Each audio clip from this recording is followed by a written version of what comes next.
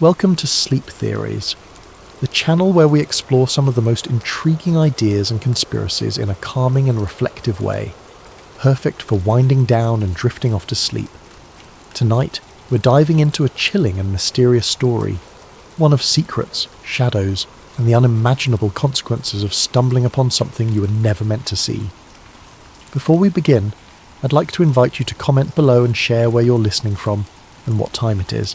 It's fascinating to know how we're all connected through these shared stories and ideas. If you enjoy these reflective narratives, please subscribe to Sleep Theories so we can continue bringing you thought-provoking tales like this one. Now find a comfortable position, let your mind relax, and join me as we journey into a world where one man's ordinary life spirals into the unknown, a world of government experiments, hidden compounds, and the price of seeking the truth. James Hart stood there, his breath hanging in the cool morning air as he stared at the sign. The words, US Government Property, Restricted Area. No trespassing glared back at him, each letter bold and unyielding against the worn metal. It was the kind of warning you didn't take lightly, the kind that usually sent law-abiding citizens like James turning back the way they came. And yet, he couldn't move. His boots stayed planted in the damp earth, his curiosity outweighing the rational part of his brain that screamed for him to leave. He scanned the area, turning his head slowly to look down the length of the fence. It was taller than he had realised, with rows of rusting barbed wire curling menacingly at the top. The trees around it were dense, their branches clawing at the metal like nature itself was trying to reclaim the land. What struck him most was the silence. The usual forest sounds, chirping birds, rustling leaves, were gone, replaced by an almost oppressive stillness that seemed to press down on him the longer he lingered. James felt a pang of guilt for even thinking about crossing the fence. He was a man who followed the rules, who had lived his life avoiding unnecessary risks. But something about the place gnawed at him. It wasn't just the fence or the sign. It was the feeling that he had stumbled onto something significant, something he wasn't supposed to see. He told himself it was probably nothing. Maybe an old military outpost long abandoned. Maybe a weather station. Maybe, but his gut told him otherwise. That's when he noticed the gap. It was small, almost hidden by a cluster of shrubs growing at the base of the fence. James wouldn't have seen it if the sunlight hadn't caught the glint of metal where the barbed wire had been cut. The gap was jagged, as though whoever had made it hadn't cared much for precision. It looked fresh, too. Bits of the metal fencing still clung to the ground, as if it had been forced apart recently. He stepped closer, his heart beginning to pound. The gap didn't look like an official entrance. It looked unauthorized, like someone else had been here, someone who wasn't supposed to be.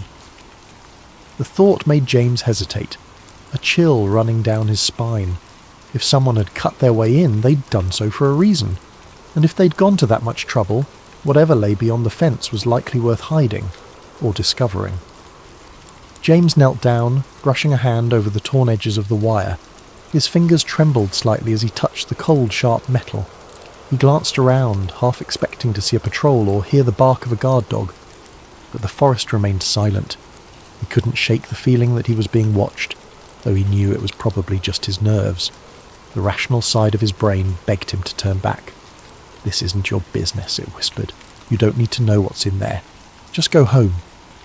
But something deeper, something instinctual urged him forward. It wasn't just curiosity, it was a sense of unease, a need to understand what was hidden behind the fence. It was as though the gap had been placed there for him, daring him to cross the line. Before he could talk himself out of it, James took a deep breath and stepped through. The world seemed to change the moment he crossed the threshold.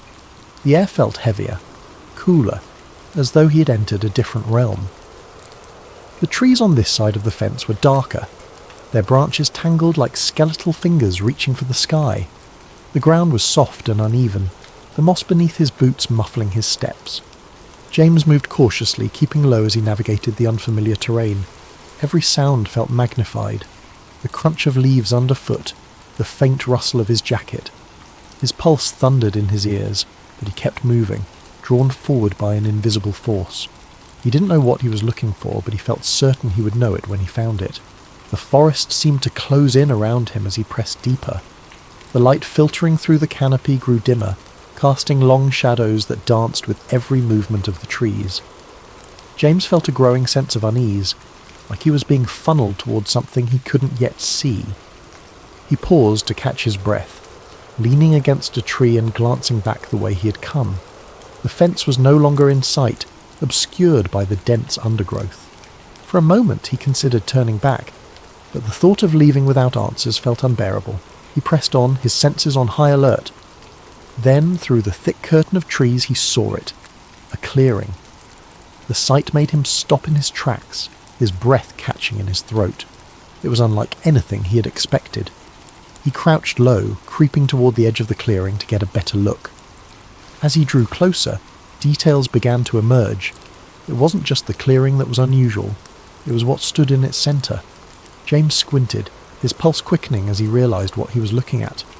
A cluster of buildings, squat and nondescript, stood in the middle of the forest. Their concrete walls were stained with moss and streaked with rust, their windows covered with wire mesh. The dirt road wound through the clearing, leading to a set of large steel gates. Nearby, a handful of vehicles sat parked in a neat row, trucks with government plates, their sides marked with stenciled letters he couldn't quite make out. James ducked behind a tree, his mind racing. What was this place? It didn't look abandoned. Lights flickered in the windows and faint voices carried on the wind.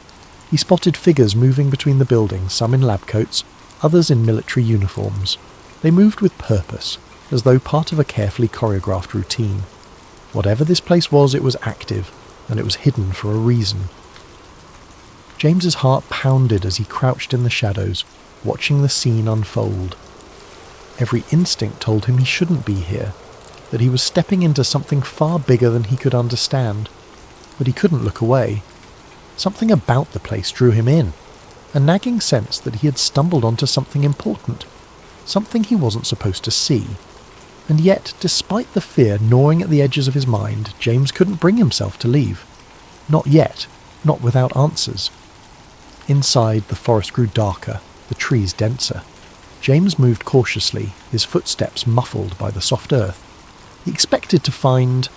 well, he didn't know what he expected. Maybe a weather station, or some kind of outpost. But what he found was something else entirely. After about a mile, the trees gave way to a clearing. In the centre stood a cluster of nondescript buildings, their concrete walls stained with moss and grime. A few trucks were parked nearby, their tyres caked with mud. The place looked abandoned, but as James got closer, he realised it wasn't. Lights flickered behind the windows and faint voices carried on the wind. James crouched behind a tree, his heart pounding. What was this place? He watched for a while, trying to make sense of what he was seeing. People in lab coats walked between the buildings, carrying files and equipment. Soldiers patrolled the perimeter, their rifles slung casually over their shoulders. It looked like something out of a spy movie, and James couldn't shake the feeling that he had stumbled onto something he wasn't supposed to see. That night, James couldn't sleep. The events of the day replayed endlessly in his mind, the scene at the facility refusing to fade into the background. Every time he closed his eyes, he saw the soldiers again, their movements precise, their presence unnervingly authoritative. Research facilities didn't have armed guards, especially not in the middle of nowhere, and certainly not guards who seemed so vigilant, so ready for trouble. He tossed and turned, trying to rationalise what he'd seen. Maybe it was a military outpost, some kind of training site or a storage depot for sensitive equipment. But that didn't explain the secrecy, the barbed wire fence, or the sense of isolation. It was as if the place was deliberately hidden from the world, tucked away where no one would think to look. He told himself he was overthinking it, that his imagination was running wild. Yet the image of the soldiers lingered, refusing to let him find peace. By morning, his curiosity had turned into something stronger, a need to know.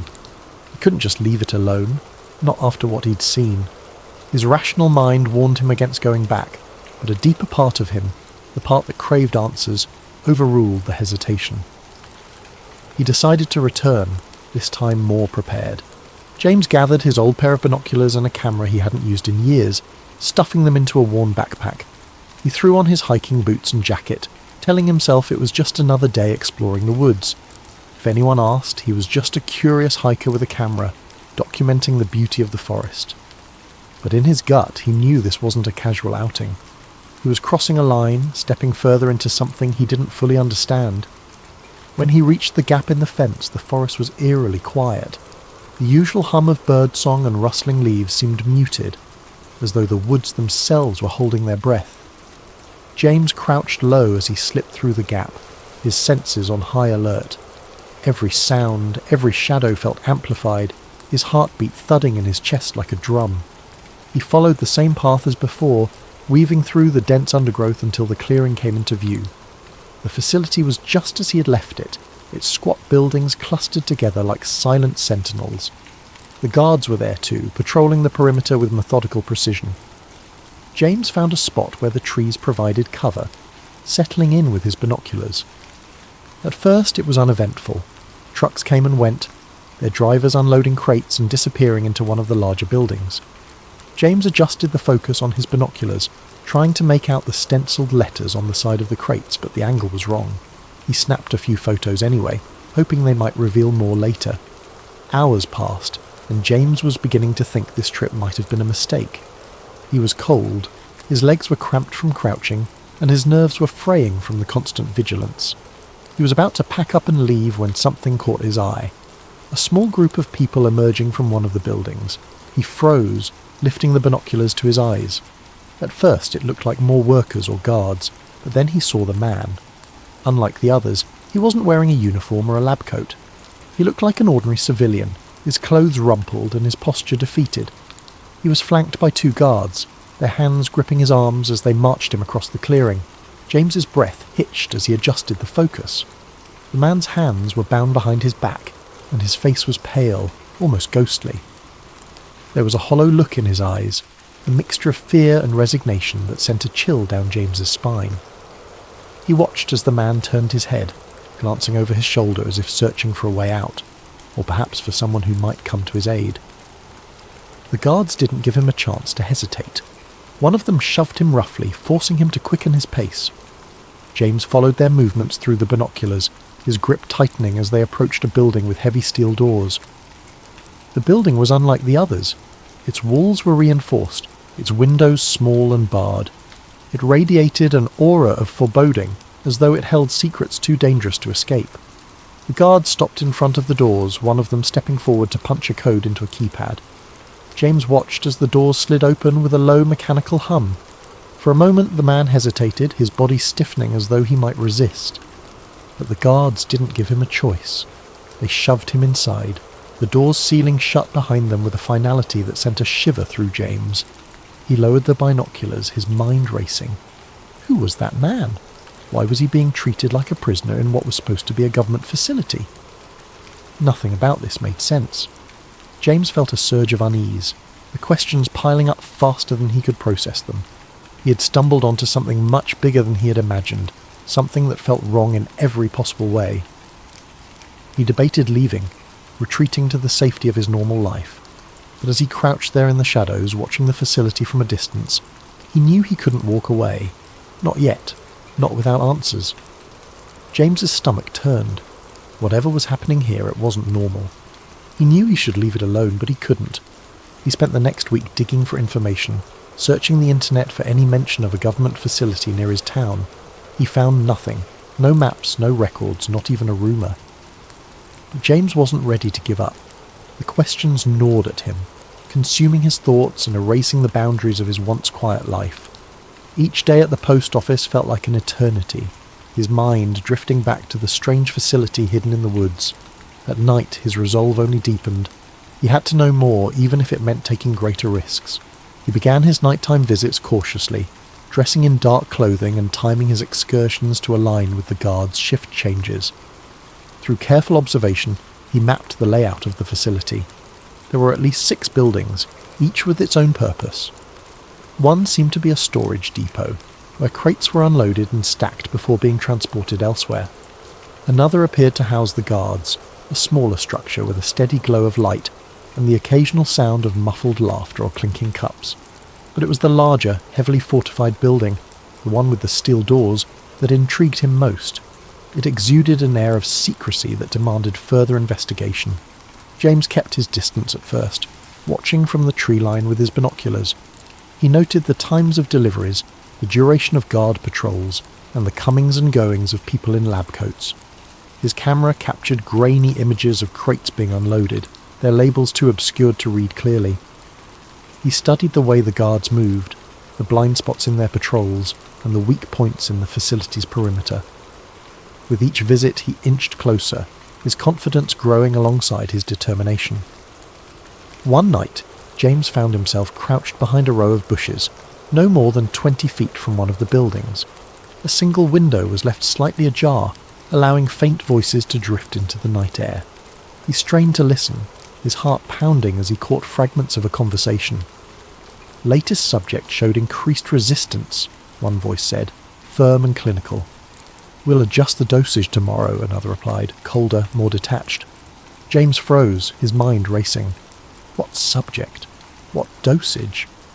He pressed himself closer to the ground, his ears straining to catch more. Erasure protocols need to be flawless. We can't afford another incident. The words sent a chill down his spine. Erasure protocols? What could that mean? He had heard enough whispers of government experiments in the past to know this wasn't ordinary research. He remained still until the voices faded, replaced by the hum of machinery and the distant chirping of crickets. Emboldened by what he'd overheard, James returned night after night, slipping closer to the facility. He began to piece together a troubling narrative, one small fragment at a time. On one of his visits, he managed to slip into the shadows of an open loading dock, hiding behind stacks of crates as workers moved about. The crates were marked with cryptic codes, but a few bore labels that made his stomach drop. Test Compound 47A, Behavioral Protocols, Cognitive Analysis. As the workers left, their voices echoed faintly in the cavernous space. James crouched low, his camera forgotten as he strained to listen. Dr. Reinhardt wants the new batch prepped by Monday. Has Subject 18 stabilised yet? Not after the last round. They're talking full sedation this time.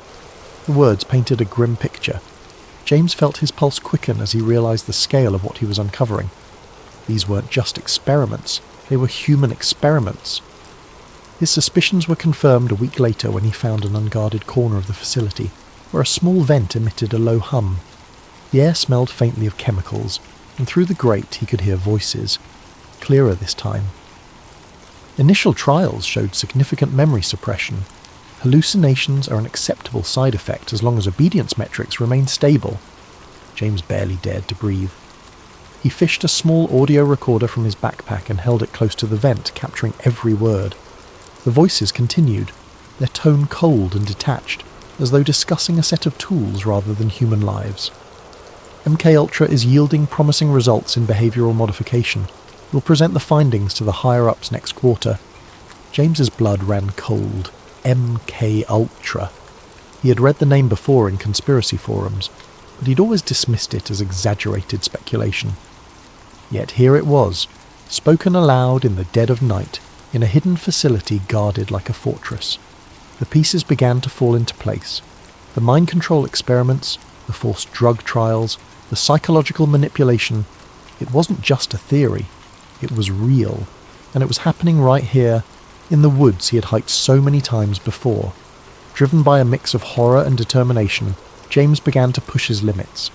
He found an unlocked utility shed near the facility, a cluttered space filled with tools and discarded paperwork. In the dim light of his flashlight he discovered a stack of files that appeared hastily stashed. He flipped through them, his heart pounding as he read terms like hypnotic induction, psychoactive administration, and neurological reprogramming. One file stood out. It contained a list of names, some crossed out, others annotated with cryptic notes. One name was circled with the words Phase 3, Complete Erasure, scrawled in the margins. James stared at the page, his hands trembling. These weren't just experiments. They were controlling people, erasing their memories, turning them into... what? He didn't know, but the implications were too terrible to ignore. It wasn't long before James became a regular visitor to the facility, slipping past guards and documenting everything he could. He sketched crude maps, took photos of documents and buildings, and recorded snippets of conversations.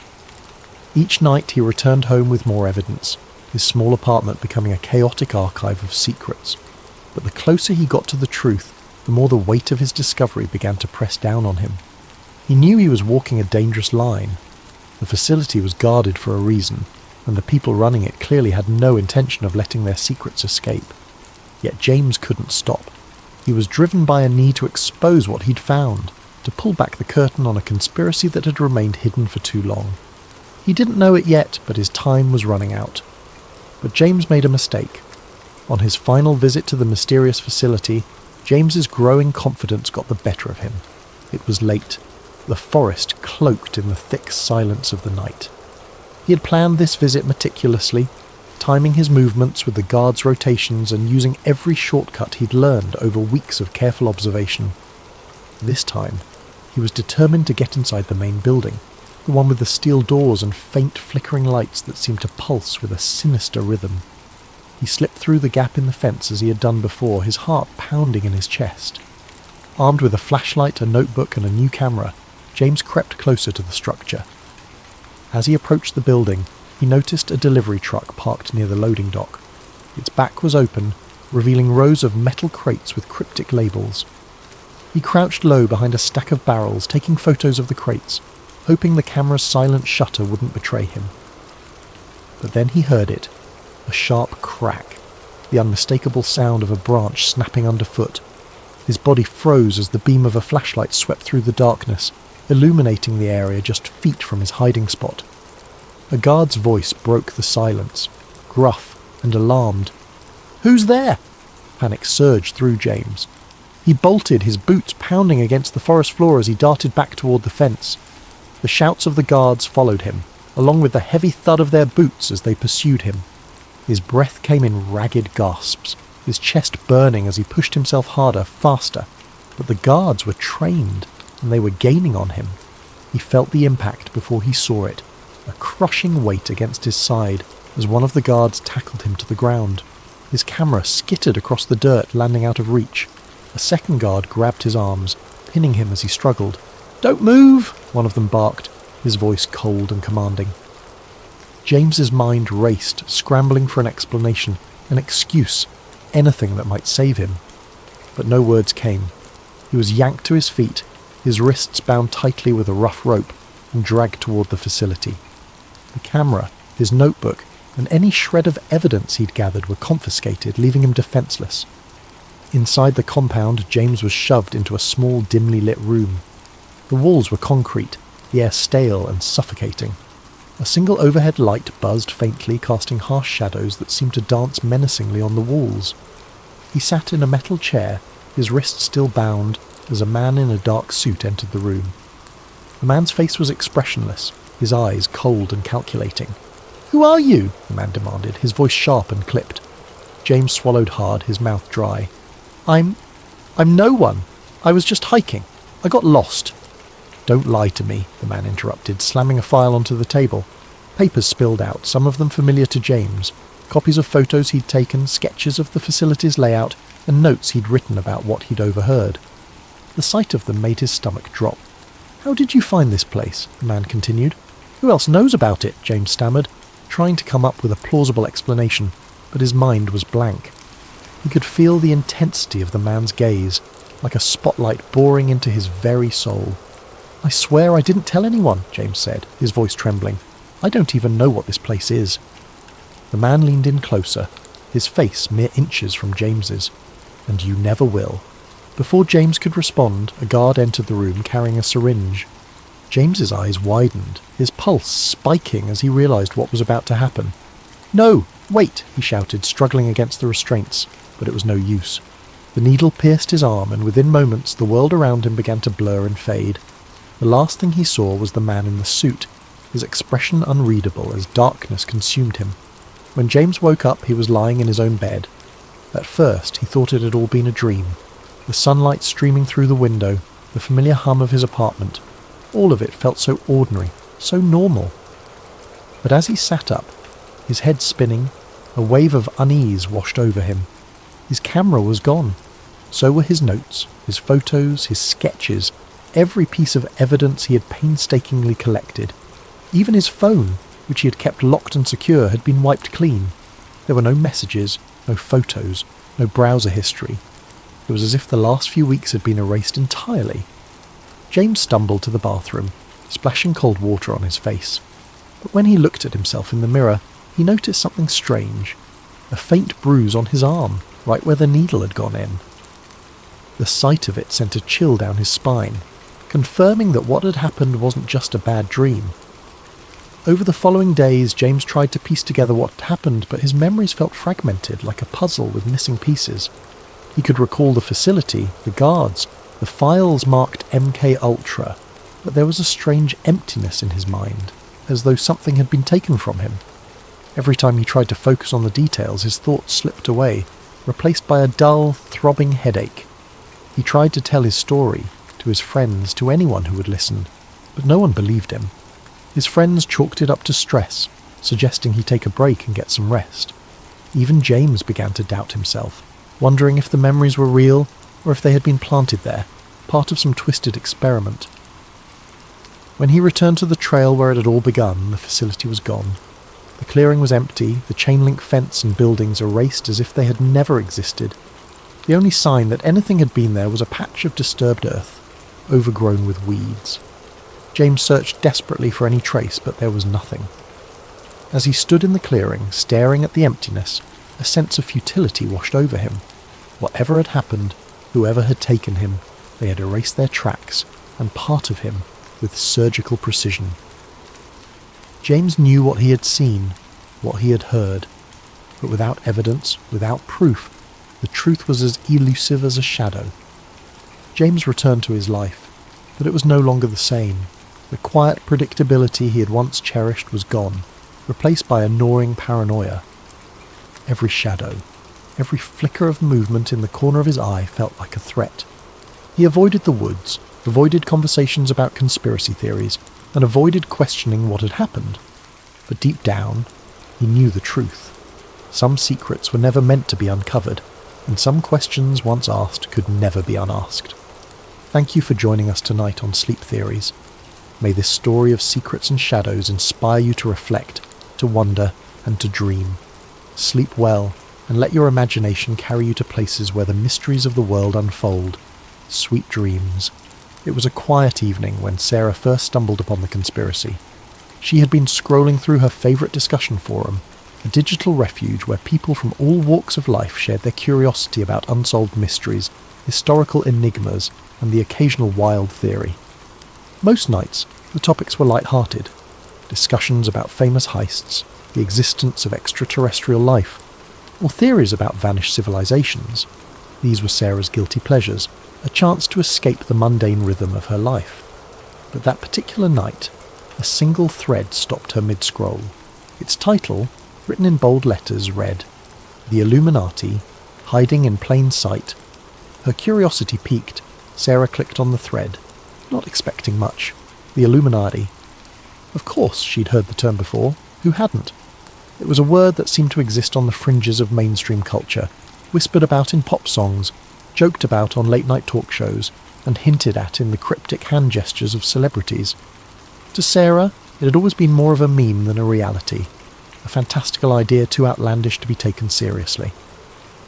But there was something about the way the title was phrased, something deliberate that made her pause. It wasn't framed as a joke, it was a question, a challenge to consider what she might have overlooked. The original post wasn't flashy or dramatic. Instead, it was surprisingly measured, almost scholarly. Written by a user who called themselves Truth Seeker, it described years of research into the Illuminati, a name that conjured images of shadowy figures in darkened rooms, plotting the course of the world. Truth Seeker's narrative wasn't about outlandish claims of alien overlords or fantastical rituals. Instead, it painted the Illuminati as a highly organised group, subtle in its influence but pervasive in its reach. According to Truth Seeker, the Illuminati wasn't just a relic of history, a secret society born in 18th century Bavaria. It was alive and well, wielding immense influence over politics, entertainment, finance, and global events. Sarah was sceptical, of course. She'd heard conspiracy theories before, and most of them fell apart under scrutiny. But something about Truth Seeker's approach caught her attention.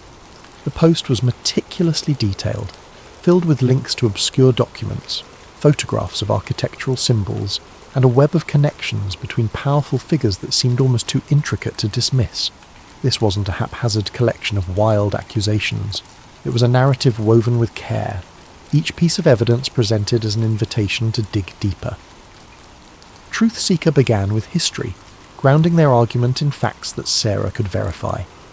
The Illuminati, they explained, was founded in 1776 by Adam Weishaupt, a Bavarian professor of canon law. Originally, it was an intellectual movement, a society of thinkers and visionaries dedicated to the ideals of reason, science, and freedom from oppressive institutions. Weishaupt's vision was noble, even radical for its time. But according to Truth Seeker, the organization's original purpose was eventually corrupted. Over the years, the Illuminati transformed from a society of enlightenment into a clandestine group focused on one goal: power. The post continued, outlining how the Illuminati supposedly dissolved in the late 18th century after being outlawed by the Bavarian government. But Truth Seeker claimed that this was only the official story. In reality, the group had simply gone underground, adapting to the changing world while maintaining its grip on the levers of influence. Truth Seeker pointed to connections between the Illuminati's symbols and modern institutions: the all-seeing eye on the US dollar bill, the pyramid, the number 13.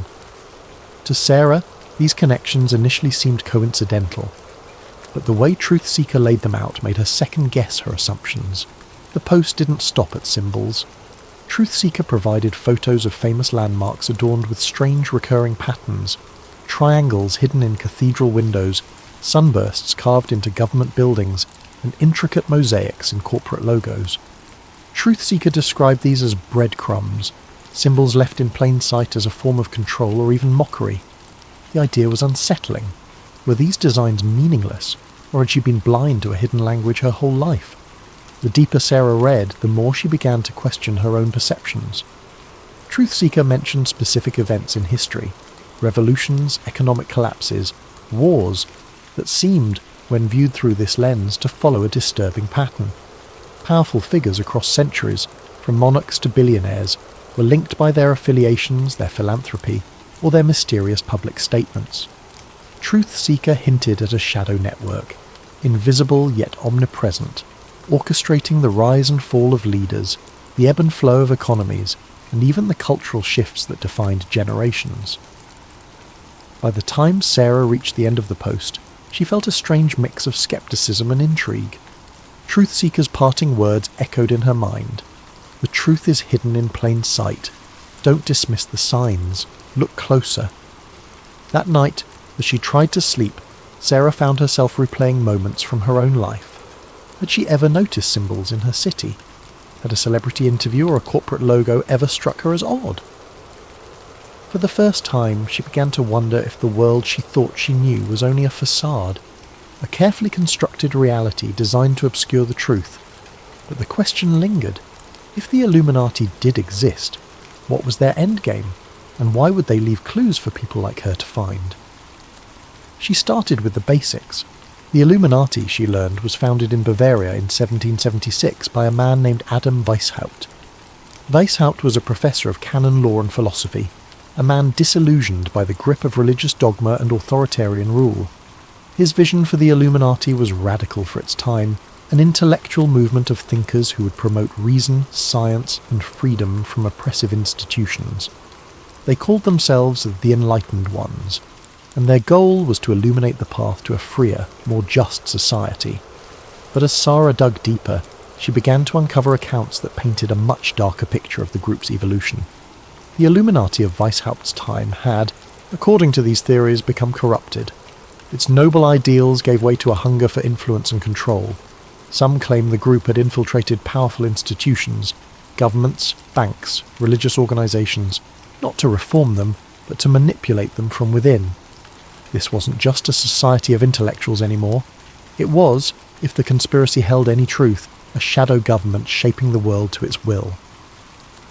As Sarah delved deeper into her research, she began to notice patterns. There were recurring symbols, the all-seeing eye, the pyramid, the number 13, appearing in places that seemed almost deliberately mundane. She found these motifs in the design of the US dollar bill, with its iconic eye atop an unfinished pyramid, accompanied by the words Annuit Coeptis and Novus Ordo Seclorum. A new order of the ages, she thought, tracing the Latin with her finger. Was it really just an artistic choice, or was it a hidden message? Sarah began to see these symbols everywhere. Pop culture was teeming with them, tucked into the corners of music videos, subtly woven into the lyrics of songs, and even hinted at in blockbuster movies. A popular singer holding their hands in a triangle during a concert, a fleeting shot of an eye in an otherwise unrelated ad, a pyramid-shaped stage design. It was almost as if the clues were hiding in plain sight. At first she dismissed them as coincidences, but the more she found, the harder it became to ignore. What struck her most was the consistency of these symbols across time and media. How could something so specific appear in both ancient architecture and modern music videos? Sarah started to wonder if there was a deliberate effort to leave these marks behind, like breadcrumbs leading curious minds to a hidden truth. One night, Sarah decided that her digital rabbit hole wasn't enough. The information she found online, while intriguing, was fragmented, often drowned in speculation or outright fabrication. She needed something more tangible, something rooted in history. So she took her research offline, visiting her local library in search of answers. The library was a quiet refuge, its walls lined with books that seemed to carry the weight of centuries. Sarah wandered through the aisles, pulling volumes on secret societies, conspiracy theories, and historical accounts of clandestine organizations. Most of the material she found dismissed the Illuminati as a myth, a product of overactive imaginations and a culture drawn to the dramatic. Yet, hidden among the more skeptical tomes, she discovered older texts that seemed to hint at something else entirely. These older texts weren't written as fanciful fiction or modern musings. They read like documentation, historical accounts of shadowy cabals and secret gatherings that predated Weishaupt's enlightened ones. One book, its cover faded and edges frayed with time, described gatherings of powerful individuals in candlelit chambers where decisions were made that would alter the course of history. Another referenced symbols and codes used by secret societies to communicate across vast distances, ensuring their influence remained undetected. These accounts were sparse, fragmentary, but they carried a weight of authenticity that sent shivers down Sarah's spine. The most intriguing discovery was a collection of letters, reprinted in one of the books, that purportedly belonged to a member of the Illuminati. The letters spoke of plans to infiltrate key institutions and manipulate public opinion. Phrases like, "the masses must not know," and "the time is near," stood out, haunting in their simplicity. While the authenticity of these letters was debatable, they felt eerily consistent with the modern theories Sarah had been reading. As Sarah sat at a wooden table, under the dim glow of the library's overhead lights, she couldn't help but feel a growing unease. The idea of the Illuminati as a puppet master pulling the strings of society seemed far-fetched, but the patterns, the symbols, the connections, could they really all be coincidence? She thought about the monuments and buildings she passed every day, wondering how many of them bore marks she'd never noticed. She thought about the news, the music, the movies that filled her life. Were they subtly guiding her thoughts and perceptions without her even realizing it? For the first time, Sarah began to wonder if she had already been a part of the narrative all along, an unwitting participant in a grand hidden design. And if that were true, who was writing the script? As the weeks passed, Sarah's obsession deepened, weaving itself into the fabric of her everyday life. She couldn't drive to work without scrutinizing the logos on billboards or storefronts, searching for hidden meanings in their designs. The triangle on one ad, she convinced herself, bore an uncanny resemblance to the pyramid on the dollar bill. Another featured an abstract logo that seemed to form an eye if tilted just right. She couldn't decide if these were deliberate choices by designers, or if her mind was playing tricks on her. Either way, they made her heart race with equal parts fear and exhilaration. Music videos, too, seemed riddled with clues. One particular pop star, known for dramatic performances and bold visuals, made sweeping hand gestures that resembled the shape of an eye. As Sarah replayed the video frame by frame, she noticed subtle details. Symbols etched into the background props, a flickering triangle that appeared for only a split second, lyrics that seemed to echo the same message she'd seen online. It's all connected. Even her conversations with friends started to feel suspicious. During a casual coffee date, her best friend mentioned how everything feels orchestrated lately, a comment Sarah might have brushed off months ago. Now, it struck her as significant. Was it a random observation, or was her friend hinting at something more? Were they unknowingly part of the same puzzle she was trying to solve?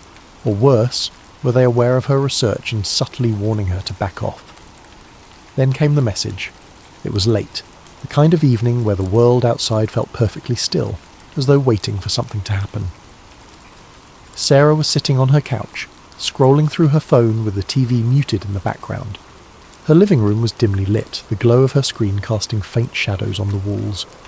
She wasn't looking for anything in particular, just idly flipping through news headlines and updates on her favourite forums. And then, without warning, her phone vibrated in her hand. The message was from an unknown number. Her first thought was that it might be spam, but the words stopped her cold. "You're asking the right questions. Be careful." Sarah's heart skipped a beat. She stared at the screen, rereading the message until the words blurred. A chill crept up her spine as she glanced around her apartment. The blinds were drawn, but she couldn't shake the feeling that someone might be outside watching her.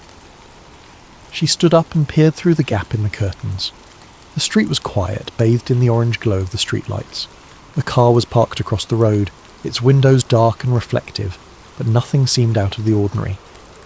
She sat back down, her mind racing. Who could have sent the message? She hadn't shared her phone number on any of the forums she'd been visiting. Her research was confined to books and the anonymity of the internet. Could it really be a prank? Or was it a warning from someone who knew exactly what she was doing?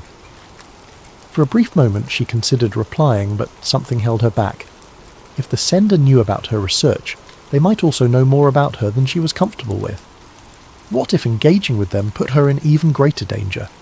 Instead, she deleted the message, as though erasing it from her phone could also erase the unease it had planted in her mind. But the unease didn't go away. That night, as she lay in bed, every sound seemed amplified. The creak of the floorboards, the hum of the refrigerator, the occasional rustle of leaves outside her window. She couldn't stop replaying the message in her head. "You're asking the right questions." It felt like validation, proof that her research was leading somewhere. But then there was the warning. Be careful. What exactly was she getting close to, and who didn't want her to find it? In the days that followed, Sarah became more cautious. She avoided the forums she frequented, afraid that whoever had sent the message might be watching her activity. She left her phone on airplane mode whenever she wasn't using it, and started unplugging her laptop at night. Even her usual walks around the neighbourhood felt different. She couldn't shake the feeling of being followed, though every time she turned around the streets were as empty as they'd always been. Yet despite her fear, Sarah's curiosity only grew. The message had confirmed what she'd begun to suspect. Her research wasn't just a hobby or a harmless dive into conspiracy theories. There was something real to it, something that someone didn't want her to uncover. And as much as the warning had unsettled her, it also fueled her determination. If she was asking the right questions, then she was closer to the truth than she'd ever been. But how close was too close? And at what point did curiosity become a risk not worth taking? These were the questions that now consumed her, lingering in the corners of her mind as she tried to decide whether to press forward or step back from the edge. The following days brought more strange occurrences. Her internet connection slowed to a crawl whenever she tried to access certain websites. A package arrived at her door, addressed to her but with no return address. Inside was a single piece of paper with a cryptic message. The truth is hidden in the light. Sarah began to feel like she was being watched. Cars seemed to linger outside her apartment longer than they should. Strangers on the street made prolonged eye contact before looking away. At night she could swear she heard faint clicking sounds on her phone line, as if someone was listening in. Despite the fear, she couldn't stop. If anything, the strange events only fueled her determination. She spent hours poring over old documents, looking for connections, for anything that could explain what was happening. And slowly, she began to piece together a narrative. The Illuminati, she learned, wasn't just a group of intellectuals or an idea from the past. It was, according to the theory, an intricate web of influence that spanned centuries. It wasn't about controlling governments or manipulating markets. It was about shaping reality itself. The symbols, the patterns, the coincidences. They weren't mistakes. They were messages, breadcrumbs left for those who were willing to see. One night, Sarah stumbled upon a forum thread that claimed to reveal the structure of the Illuminati. It described a hierarchy, with powerful figures at the top and layers of secrecy below. The thread linked to an encrypted document, supposedly a leaked manifesto. Sarah hesitated. Downloading the file felt like crossing a line, like stepping into territory she couldn't return from. But her curiosity won out. As she read the document, her screen filled with phrases that sent chills down her spine. It spoke of the Great Plan, a vision of a unified world where chaos was eliminated, but at the cost of individual freedom. The document was filled with references to historical events, implying that the Illuminati had been behind revolutions, wars, and even technological advancements. It was too detailed, too specific to be easily dismissed. Sarah leaned back in her chair, the weight of what she'd read settling over her. She didn't know what to believe anymore. Was the Illuminati real, or was she simply connecting dots that weren't meant to be connected? As she stared at the glowing screen, she couldn't shake the feeling that she was standing on the edge of something vast and incomprehensible. Thank you for joining us tonight on Sleep Theories. This is just the beginning of Sarah's journey into the unknown, and we'll continue to explore her story in future episodes. May this tale of secrets and shadows inspire you to reflect, to wonder, and to dream. Sleep well, and let your imagination carry you to places where the mysteries of the world unfold. Sweet dreams. It started on an ordinary day for Daniel, a young software engineer with a knack for solving puzzles. His life was structured and predictable. Mornings spent coding, afternoons troubleshooting, and evenings playing video games. But one evening, something changed. As Daniel sat at his desk, the hum of his computer filling the room, he stumbled across a theory he had heard before but had never truly considered: the simulation hypothesis. The idea wasn't new. Philosophers, scientists, and tech enthusiasts had discussed it for years. The premise was simple, yet profound. What if the world around us wasn't real? What if everything, every tree, every cloud, every person, was part of a highly sophisticated computer simulation? Daniel had always dismissed the idea as science fiction, the stuff of movies and novels, but tonight, something about it struck a chord. He began reading obsessively, diving into articles, forums, and even academic papers. The theory was grounded in logic, with prominent figures like Elon Musk and Nick Bostrom lending it credibility. Bostrom's argument was particularly compelling. If humanity ever reached a point where it could create hyper-realistic simulations, it was likely that countless simulated worlds would be created. Statistically, the odds of living in the one base reality were slim. Most likely we were already in a simulation. At first, Daniel laughed it off, but the more he read, the harder it became to ignore. Strange memories surfaced, moments from his past that didn't quite add up. A childhood friend he could remember vividly one day seemed like a distant blur the next. Patterns began to emerge in the world around him. Coincidences that felt too perfect, glitches that he had previously chalked up to his imagination. One night, Daniel decided to test the theory for himself. It had been weeks of consuming forum posts, articles, and late-night podcasts about the simulation hypothesis. The idea had started as a passing curiosity, but now it gripped him, gnawed at the edges of his perception, and made him question the very ground beneath his feet. If reality was as structured and artificial as the theories suggested, there had to be a way to prove it, or at least glimpse behind the curtain. He sat at his desk, illuminated by the glow of his computer screen, and began writing a simple program. It wasn't anything extraordinary, just a piece of code designed to generate random numbers. The logic was straightforward. The output should be completely unpredictable. Yet, as he stared at the rows of numbers that scrolled across the screen, he noticed something unsettling. At first it seemed like a coincidence. A number here, a number there, repeating after a few cycles. He rubbed his eyes, convinced he was imagining things, but the more he watched, the clearer the pattern became. Every few intervals the same sequence appeared like a song stuck on loop. The numbers weren't random at all. It was as if an invisible hand was guiding them, injecting order where there should have been chaos. Daniel's heart raced. He ran the program again, tweaking variables, trying different algorithms, yet no matter how he adjusted the parameters, the pattern remained. It was subtle, but undeniable. It felt deliberate, like someone, or something, wanted him to notice, and that was only the beginning. Once Daniel began paying attention, the glitches seemed to follow him everywhere. Lights in his apartment flickered without warning, even though his landlord had just installed new fixtures. Objects on his desk seemed to shift position when he wasn't looking. His coffee mug moved slightly to the left. A pen rolled a few inches away from where he'd placed it. He told himself he was imagining things, but deep down he wasn't so sure. The strangest moments happened when he ventured outside. On his usual walk to the park, he began to notice strangers behaving oddly. One day, a man in a dark coat walked past him, muttering to himself.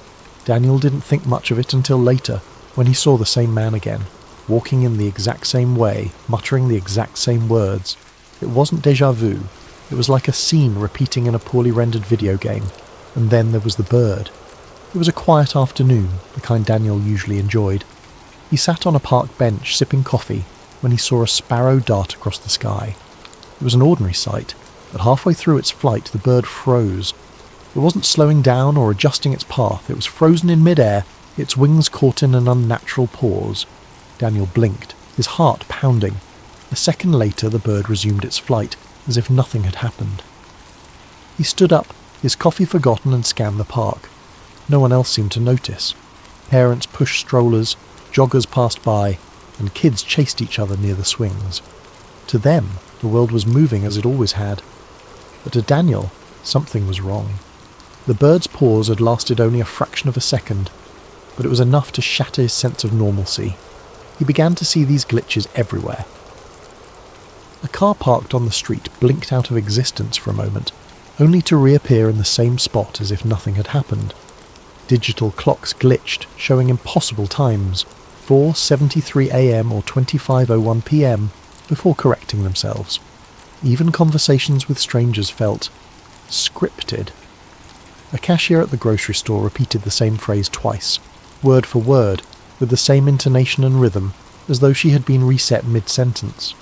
Daniel couldn't escape the feeling that the world around him was unravelling. Or perhaps it wasn't unravelling. It was revealing itself layer by layer, as if daring him to dig deeper. As weeks passed, Daniel's obsession consumed him, like a fire spreading through dry wood. What had started as a casual curiosity about simulation theory had evolved into an all-encompassing fixation. His once tidy apartment now resembled a war room.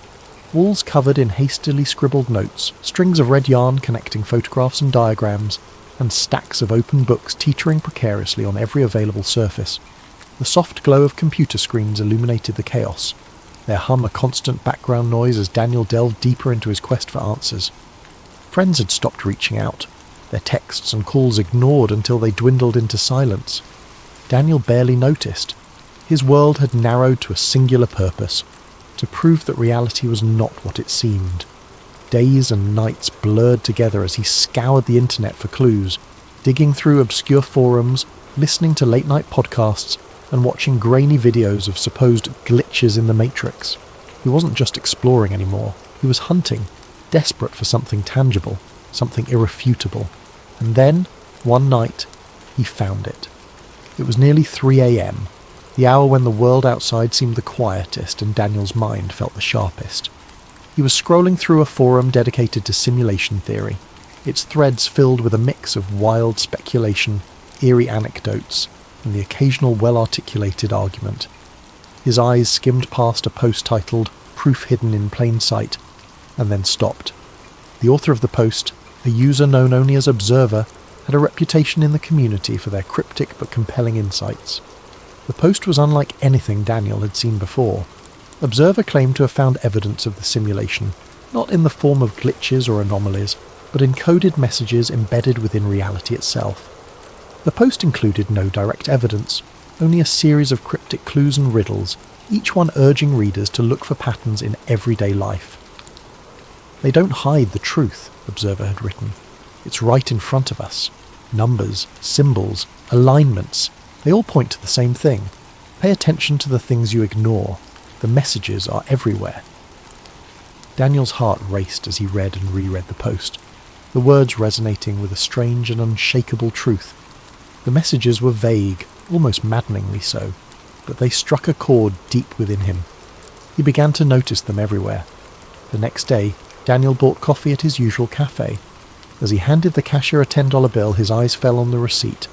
The total was $4.42, an unremarkable amount until he noticed the timestamp printed at the bottom, 4:42 p.m.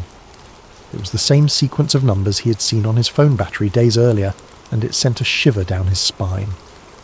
Later that evening, as he walked through his neighbourhood, he passed a billboard advertising a clothing brand. The slogan, written in bold, sleek font, read, "It's all connected." It wasn't the kind of phrase that would normally catch his attention, but tonight it stopped him in his tracks. The words seemed directed at him, as though they were a private message hidden in plain sight. And then there were the stars. Daniel had always been fascinated by the night sky, often spending hours gazing at the constellations from his balcony. But now even the stars seemed to hold secrets. One clear night, as he studied the sky, he noticed an unusual alignment. 3 stars, brighter than the others, formed a perfect triangle. It wasn't a recognised constellation. He'd checked his star charts, and yet it felt deliberate, like a signature left behind by the architects of his reality. The more Daniel looked, the more he found. Random numbers on receipts began to repeat with eerie precision. Phrases in advertisements seemed to echo his own thoughts. Even snippets of conversations overheard on the subway felt too perfectly timed, too meaningful to be mere coincidence. The world around him was starting to resemble a puzzle, one that begged to be solved. But for every clue Daniel uncovered, a new question arose. Were these patterns real, or was his mind playing tricks on him? If the messages were intentional, who or what was leaving them? And most importantly, why? The answers, Daniel felt, were tantalizingly close. Yet the more he searched, the more the lines between reality and illusion began to blur. His once firm grasp on the world around him was slipping, replaced by a growing sense of unease. Somewhere, buried within the fabric of existence, he was certain the truth awaited him. All he had to do was find it. Daniel couldn't shake the feeling that someone, or something, was watching him. At first it was subtle, a twinge of unease when he sat in front of his computer for too long, or the sense that shadows shifted slightly in his peripheral vision. But as days passed, the signs became impossible to ignore. His computer began behaving in ways that defied explanation. Files he hadn't touched would open on their own, random error messages would flash across his screen, and his webcam light flickered on for a few seconds at a time, though he had never enabled it. Each new glitch sent a shiver down his spine. He tried to rationalize it. Perhaps it was a software bug or malware. He ran scans, reinstalled programs, even replaced his webcam entirely. But the anomalies persisted, and with each one, the sensation of being observed grew stronger, like an invisible presence was scrutinizing his every move. Then came the night everything changed. It was late, well past midnight. The quiet hum of the city outside was barely audible over the faint whir of Daniel's computer fan. He had been sifting through yet another obscure forum thread, his tired eyes scanning lines of cryptic text, when the screen suddenly went black. His fingers froze mid-typing, the room plunged into an unnatural silence. Even the gentle buzz of his desk lamp seemed to fade away. Before he could react, white text flickered onto the dark screen. The words were simple but chilling. "You're getting close." Daniel's breath caught in his throat. His pulse quickened as he leaned forward, his face illuminated by the eerie glow of the message. He stared at the screen, half expecting more text to appear, but none did. He tried to type something, anything, but the keyboard was unresponsive. The message remained for a few more moments before vanishing, leaving the screen blank once again. He sat back in his chair, his heart pounding in his chest. Was this a prank? Had someone hacked into his system? Or more terrifyingly, was this a response to his relentless digging into simulation theory? The thought sent a cold chill down his spine. The message felt deliberate, as though whoever, or whatever, had sent it was watching him in that very moment. In the days that followed, Daniel's world began to feel more surreal. Conversations with people took on an uncanny quality. Friends and strangers alike spoke in clipped, almost mechanical tones, repeating phrases with eerie precision. The cashier at the grocery store said, "Have a nice day," in the exact same cadence on 3 separate visits. It was as though the people around him were following a script, their responses pre-programmed and devoid of spontaneity.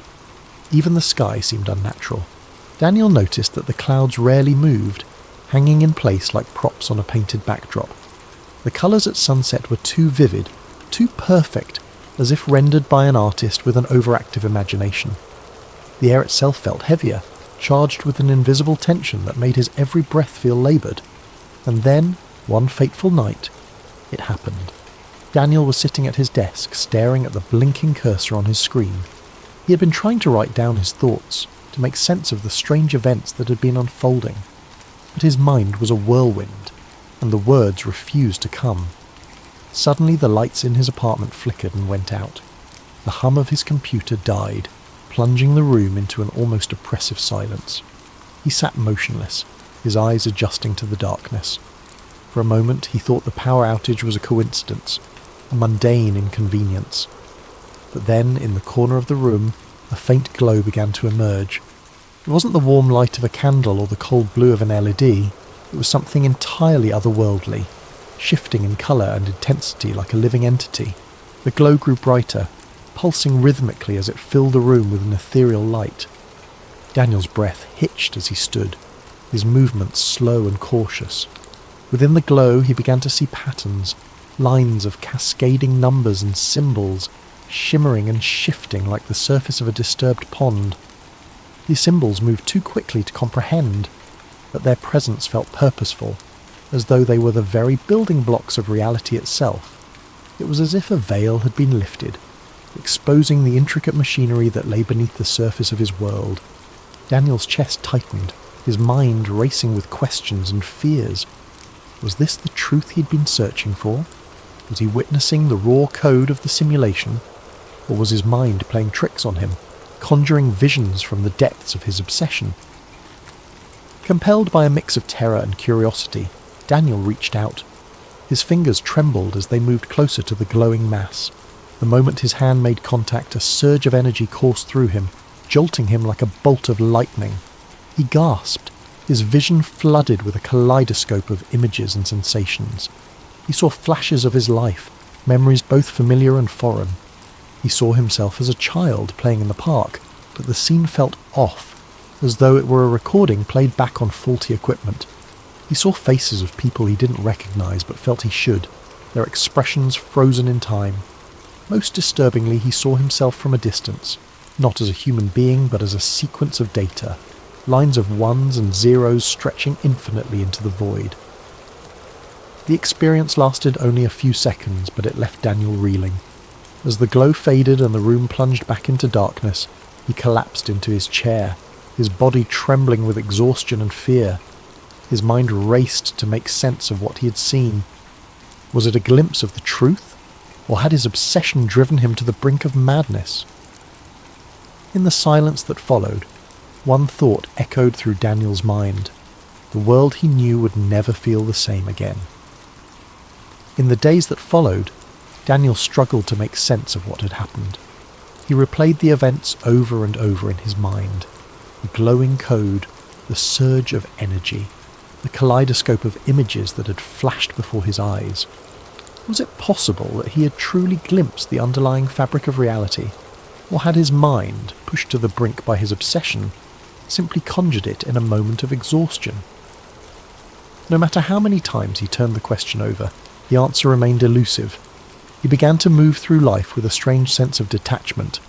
Every moment, every interaction, every sensation carried with it the faint echo of artificiality. The world around him, once vibrant and full of life, now felt like a carefully constructed facade. Conversations felt scripted, as though the people around him were reading from lines they didn't fully understand.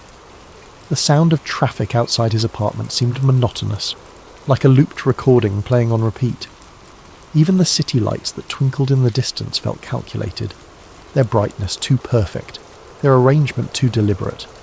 Daniel spent hours staring out the window of his apartment, watching the world unfold below. He noticed details he had never paid attention to before. The way pedestrians seemed to walk in synchronized patterns.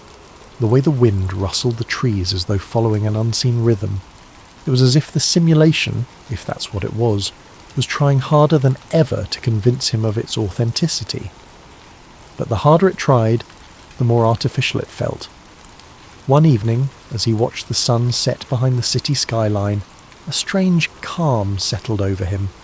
The colours of the sky, vivid oranges and purples fading into deep blue, felt impossibly beautiful, almost as if they had been painted just for him. And in that moment, Daniel realised something profound. Whether the world was real or simulated didn't matter. His experience of it was all he had, and it was no less meaningful for being uncertain. The laughter of a child playing in the park, the warmth of the sun on his skin, the taste of his favourite coffee, these things felt real. They brought him joy, comfort and connection, and perhaps that was enough. Daniel didn't stop wondering about the nature of reality. His curiosity was too deeply ingrained to simply vanish. But he no longer let it consume him. Instead, he began to focus on the things that grounded him, the friends he had neglected, the hobbies he once loved, the simple pleasures that made life worth living. If the world was a simulation, then it was a beautiful one, and he would cherish it for what it was. As he sat by his window that evening, the city lights twinkling in the distance, Daniel felt a sense of peace he hadn't known in months. The question of whether his world was real or fabricated faded into the background, replaced by a quiet acceptance of the mystery. Some truths, he realised, didn't need answers. Sometimes the beauty of the question was enough. Thank you for joining us tonight on Sleep Theories. May this story of reality and illusion inspire you to reflect, to wonder, and to find comfort in the unknown. Sleep well, and let your dreams carry you to a place of endless possibility. Sweet dreams. For thousands of years, people have whispered about a lost civilization, an ancient world that was rich, powerful, and far more advanced than anything humanity has ever known. This is the story of Atlantis, a place that many believe holds secrets capable of transforming the world. But Atlantis isn't just a legend. For some, it's a conspiracy, hidden away by powerful forces who want its secrets buried forever. For those who believe in the conspiracy, Atlantis represents more than just a lost city. It's a symbol of everything that has been suppressed throughout history. The idea that an ancient civilization could possess technology, wisdom, and knowledge far beyond our current understanding is both thrilling and terrifying. What if the Atlanteans had harnessed the power to manipulate energy, cure diseases, or even travel across the stars? What if they had discovered truths about the universe that we are only beginning to understand today? And yet, despite the tantalizing possibility, Atlantis remains elusive, its true nature hidden beneath the sands of time and the depths of the ocean. This, to the conspiracy theorists, is no accident. They argue that powerful elites, whether governments, shadow organizations, or ancient secret societies, have worked to keep the truth about Atlantis buried, believing that such knowledge could destabilize the world's current power structures. Imagine the upheaval that would follow if such a discovery were to be made public. Industries built on oil and energy would collapse. Technologies we have only dreamed of could become reality, and the entire way we understand human history might be turned upside down. The very fact that Atlantis remains unfound only strengthens the belief that these powerful forces are actively suppressing the truth. The story of Atlantis, then, is not just a story of a lost civilization.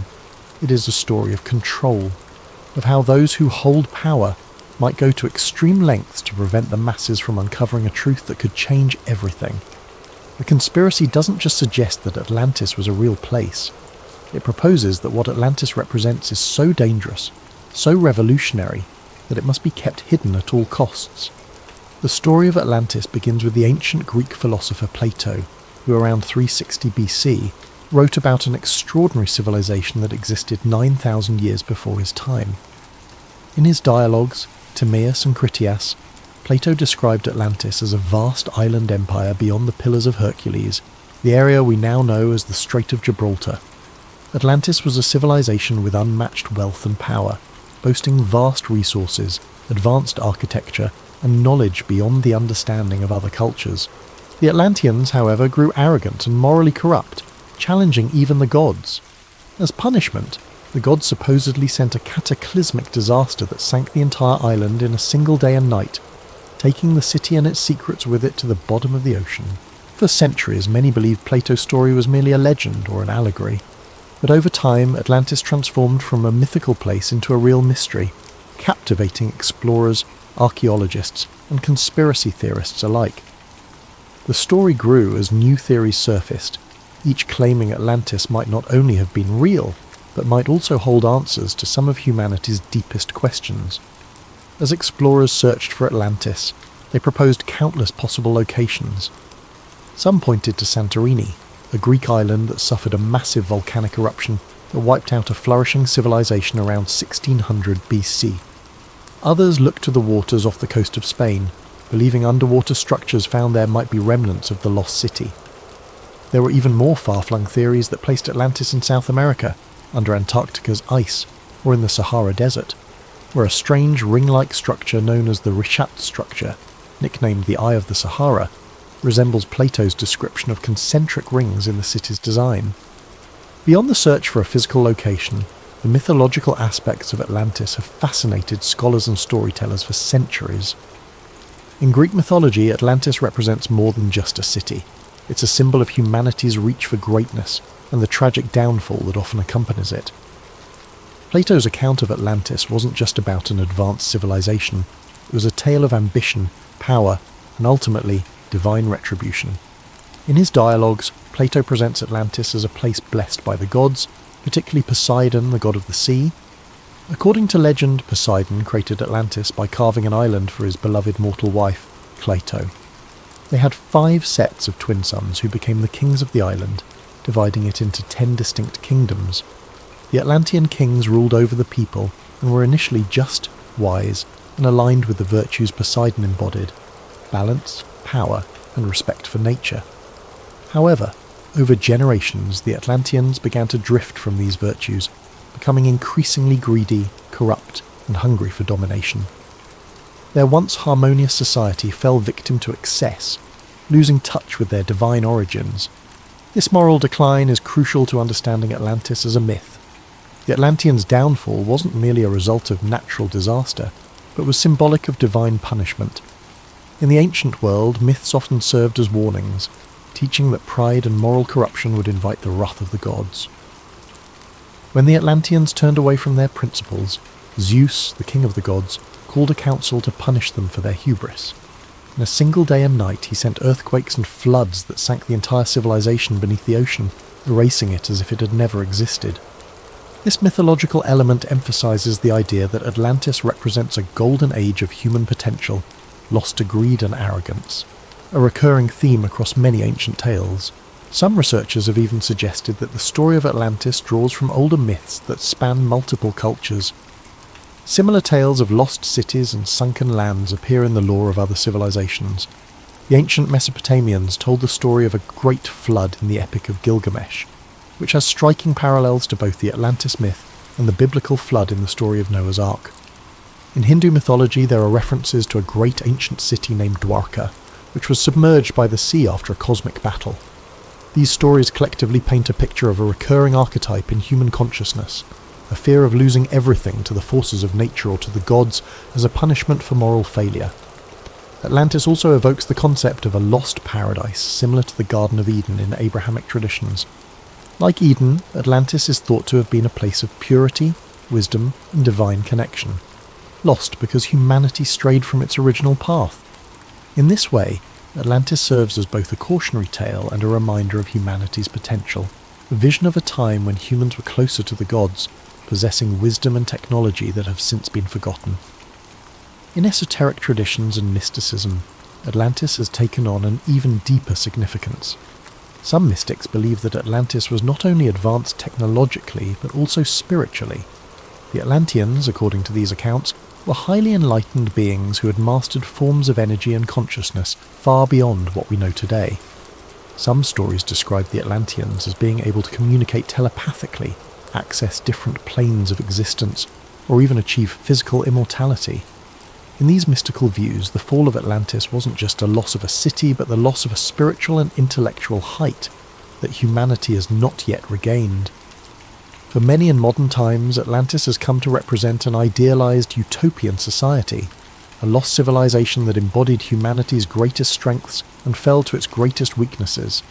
It is both a paradise lost and a cautionary tale, warning of the dangers that come with power, arrogance, and the abandonment of moral principles.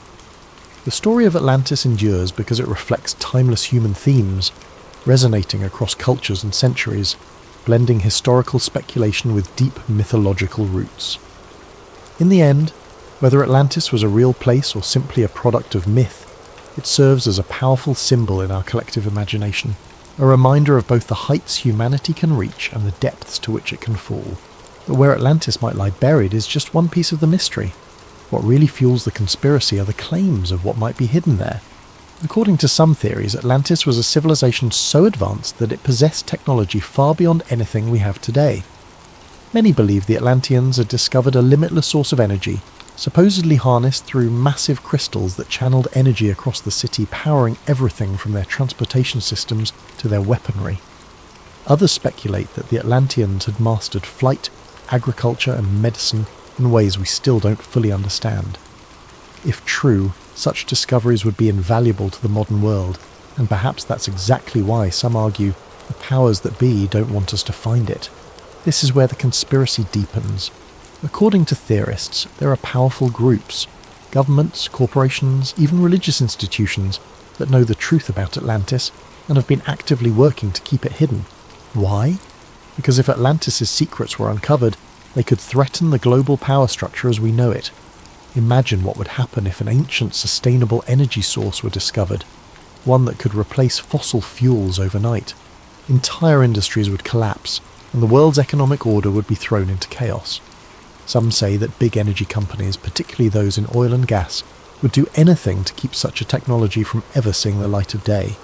The conspiracy stretches beyond just governments and corporations.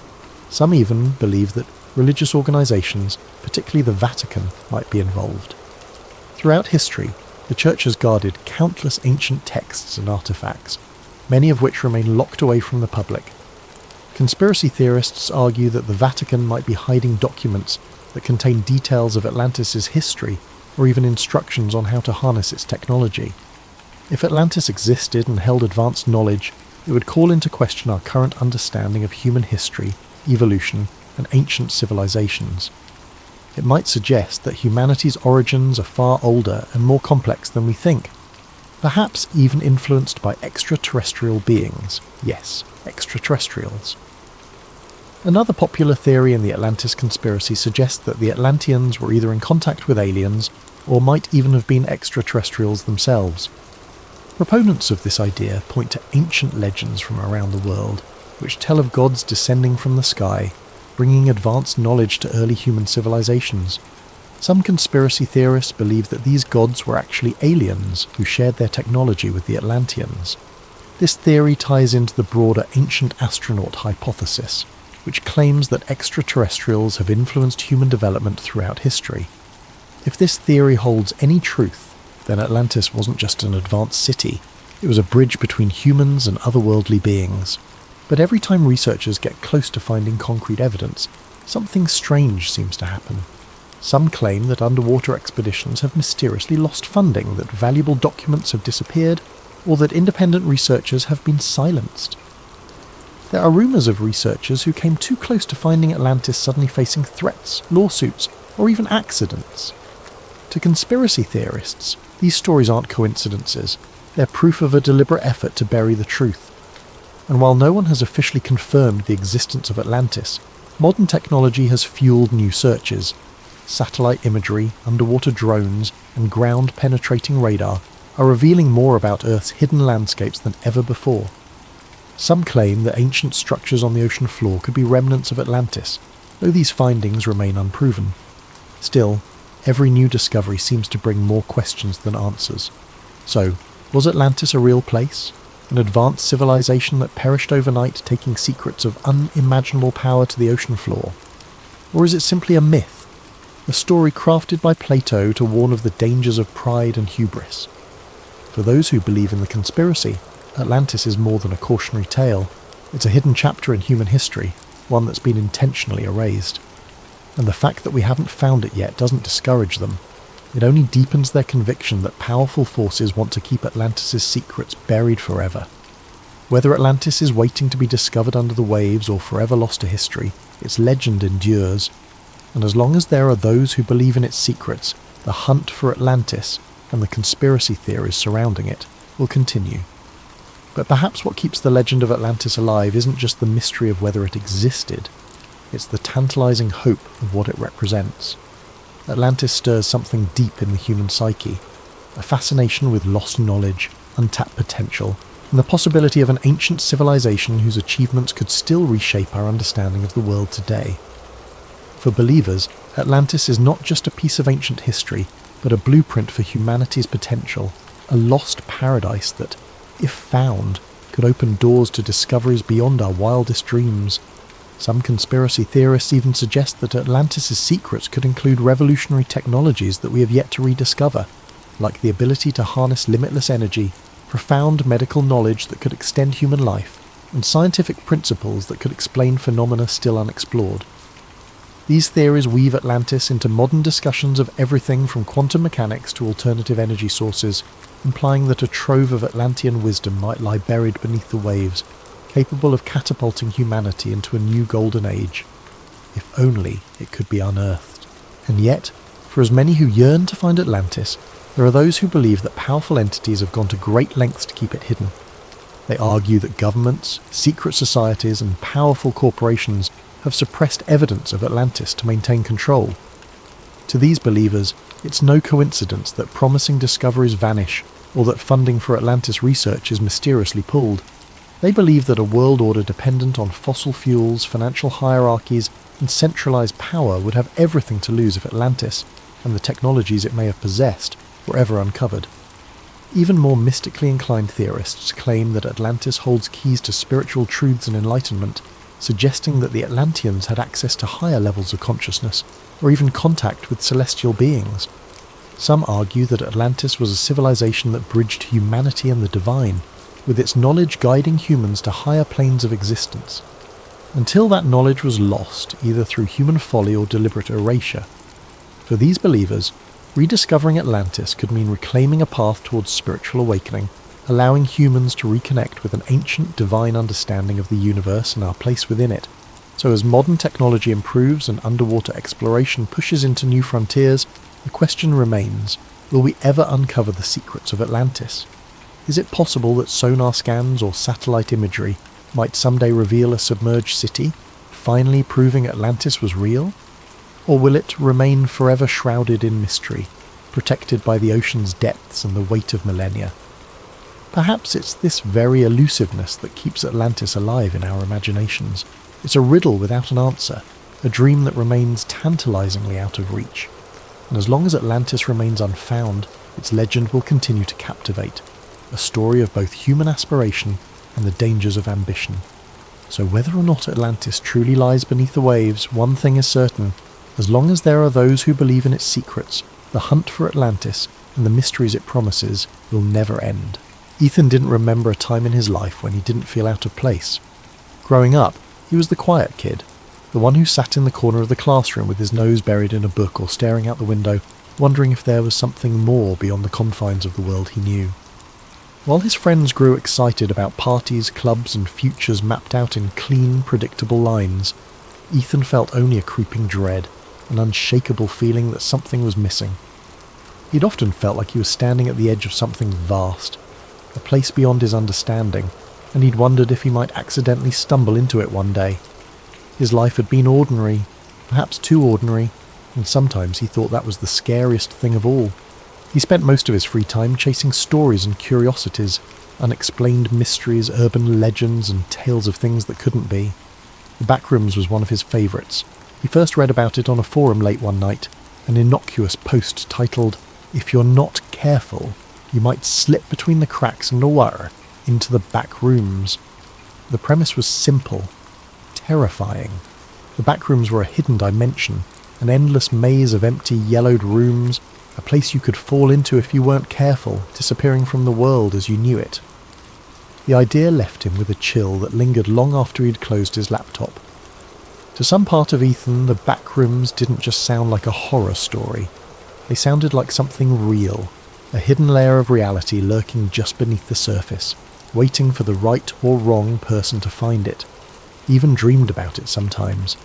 His curiosity deepened into a quiet obsession, and he'd spend hours researching theories, reading accounts from people who claimed to have seen glimpses of it or felt its strange pull in the periphery of their lives.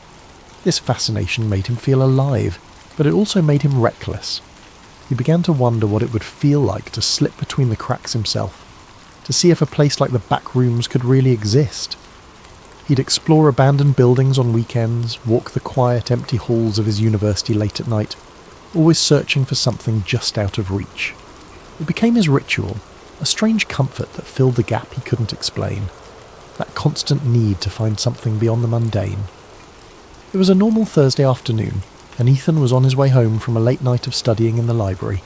He was tired, his head aching from hours of staring at his laptop screen.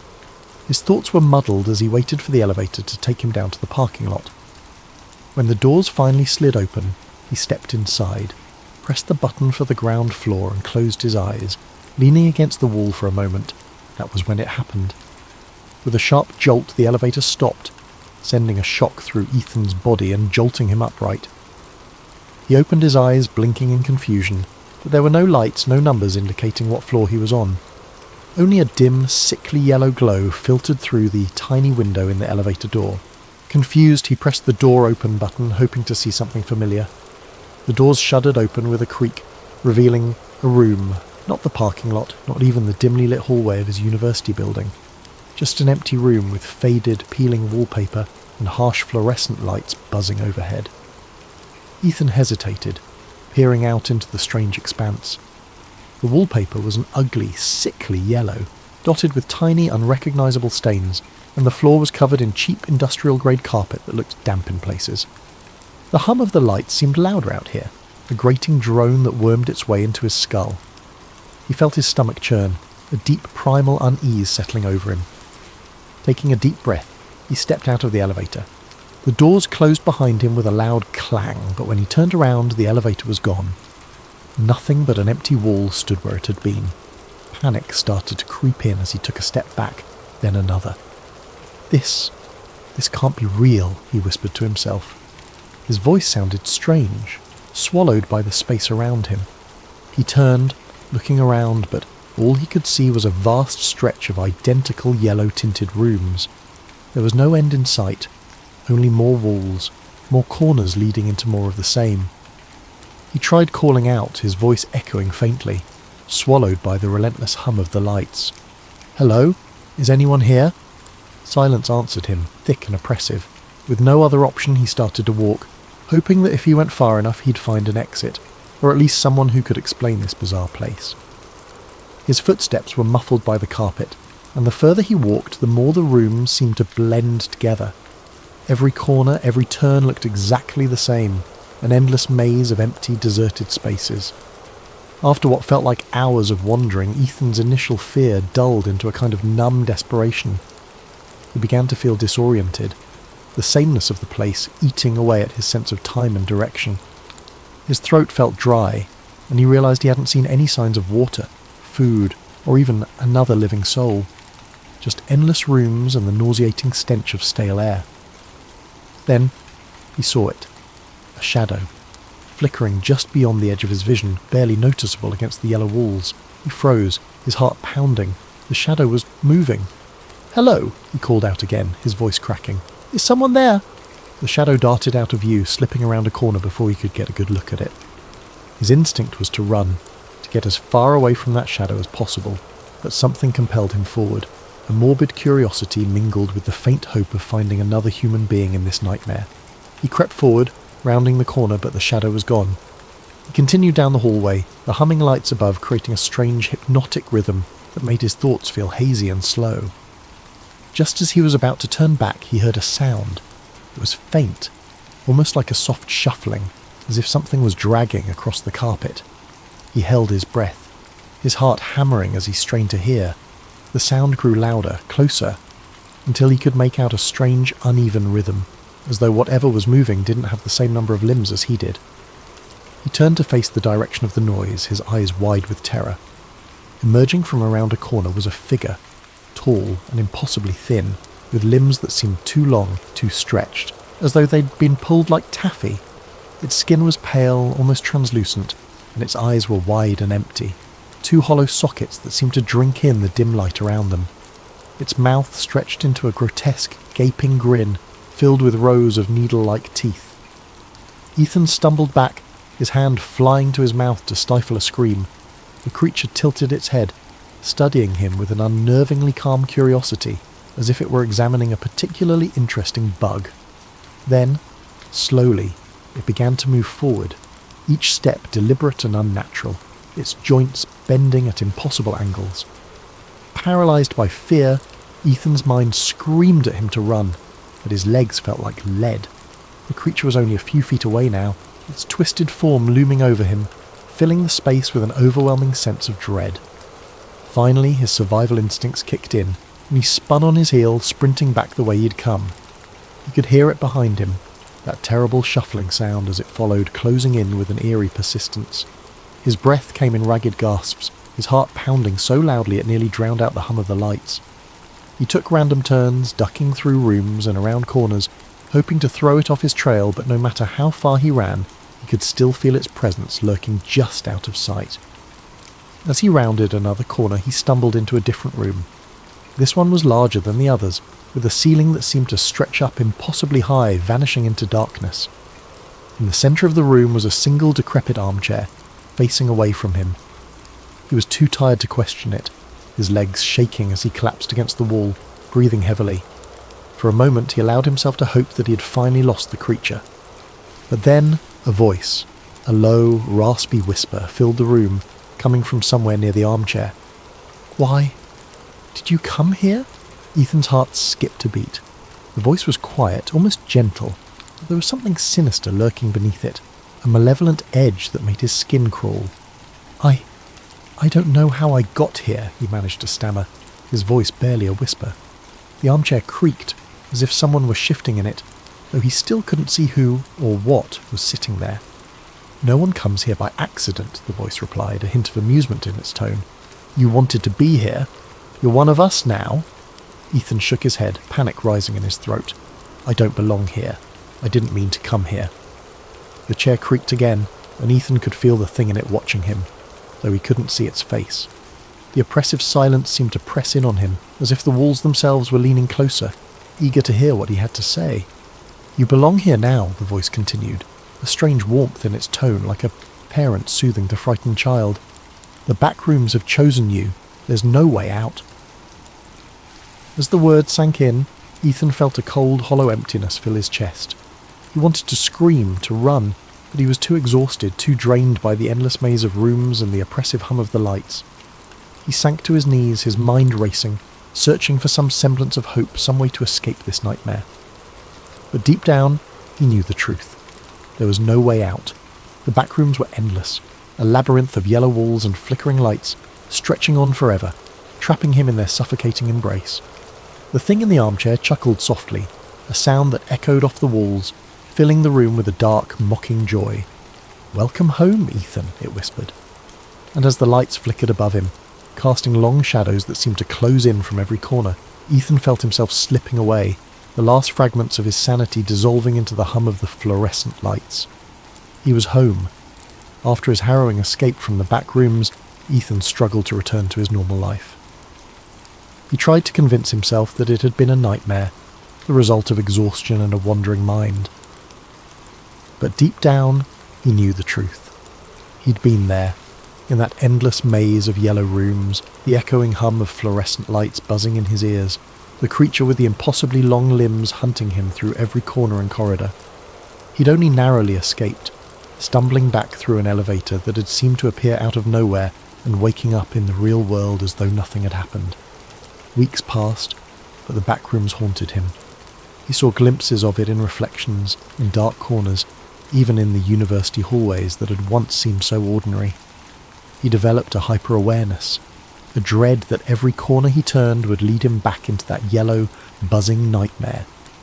His friends noticed his anxiety, his sleeplessness, but he couldn't bring himself to tell anyone. How could he explain something so surreal, something he could hardly believe himself? He was sure it would get better with time, but his dreams betrayed him. Almost every night he would return to the back rooms in his sleep. He would wander through its endless corridors, its stale, musty air thickening with every breath. No matter how he tried to direct his dream, no matter how aware he became, he was always drawn deeper into the maze. And in every dream the creature was there, lurking in the shadows, watching him with those empty eyes, that horrible grin. One night Ethan jolted awake, sweat pouring down his face, the hum of the fluorescent lights still ringing in his ears. His pulse pounded as he sat in the darkness of his room, clutching his bedsheets. It was a nightmare, just a nightmare, he told himself over and over. But the line between waking and sleeping was blurring, and he began to feel as though the back rooms were calling to him,